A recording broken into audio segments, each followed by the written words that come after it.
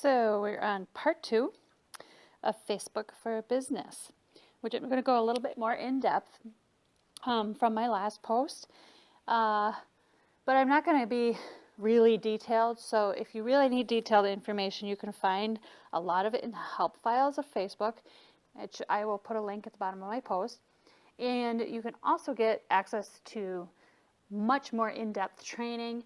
I've been training on Facebook for months now, and there's a lot to know, but it's probably the most powerful and easiest platform. So anyway, let's get into it. And I'm going to move fast because I don't want to make this video too long. So here we go. When you're on your Facebook profile, you're going to click the little menu up in the upper right hand corner up here, and then you're going to click Manage Ads. Now, if you do not have an ad account, you're going to have to set it up. I'm also going to post a link in this post that, I found somebody else had done this little tutorial on setting up your ad account. So just go there and you can follow it step by step. It's pretty easy. In the Ads Manager, I am going to cover the Audience Insights Power Editor and your Ads Manager.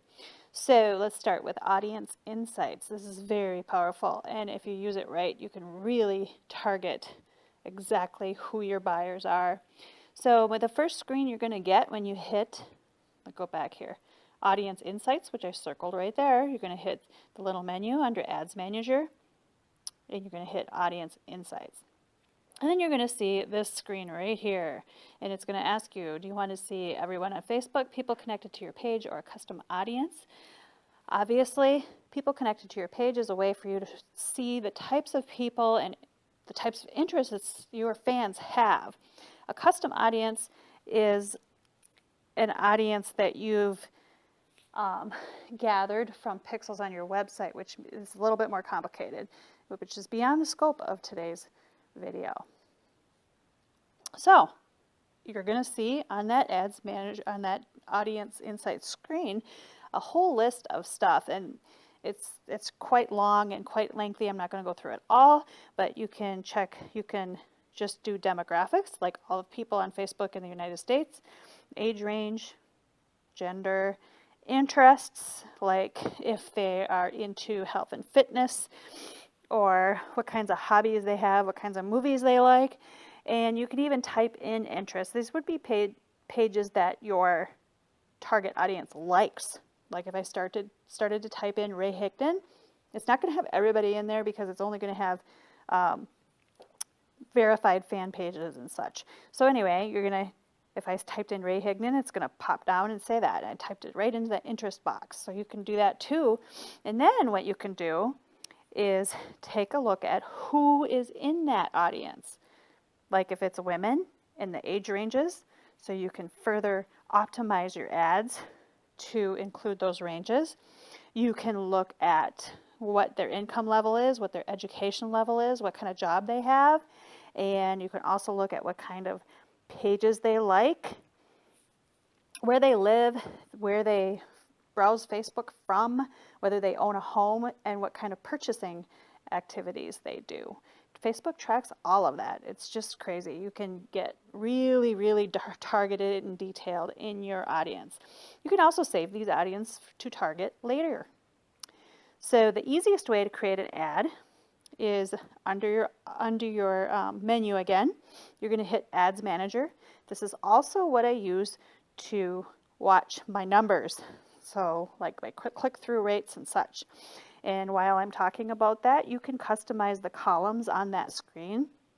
See, I have a brand new like campaign because I'm trying to really narrow down my audience.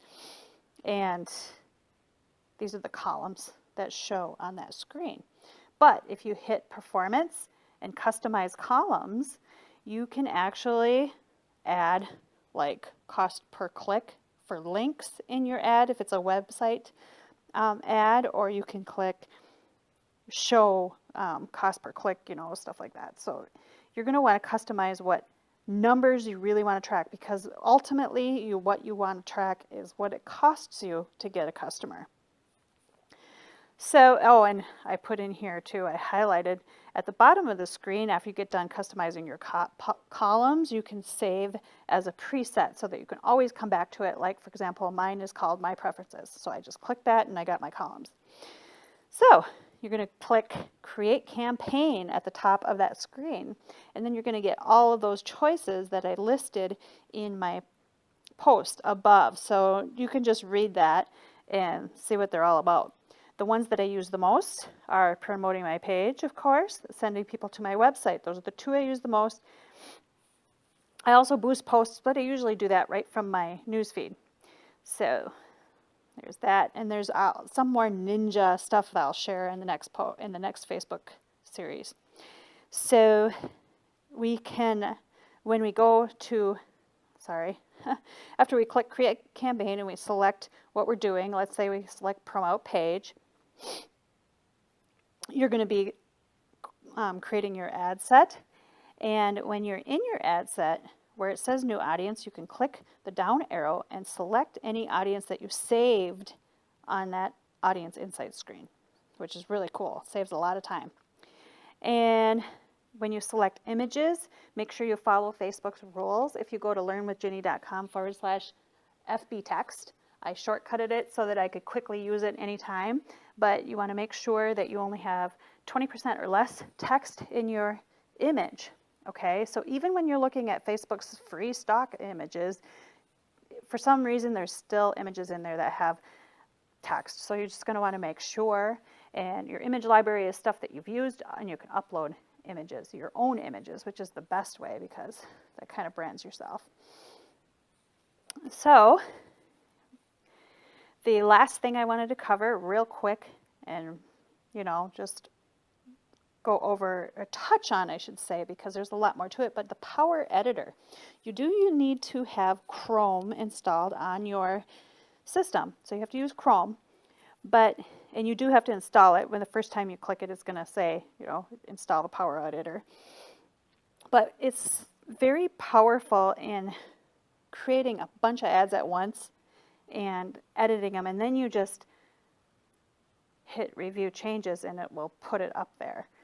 It's like you're kind of like working offline on your system, and you make all your changes and you upload them, but it's by levels. Okay, so where it says to here, those are the campaigns. If I click the campaign, then it will show me the 3 ads within that campaign, or ad sets, I should say. And the ad sets are different targeting, and then I can further.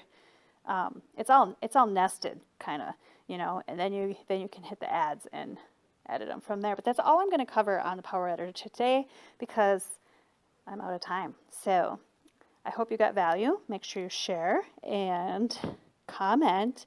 Let me know if you want more training. If you wanted a webinar with more detail, we can certainly do that if I get enough people to make my time worth it. Make it a great day. We'll see you out there.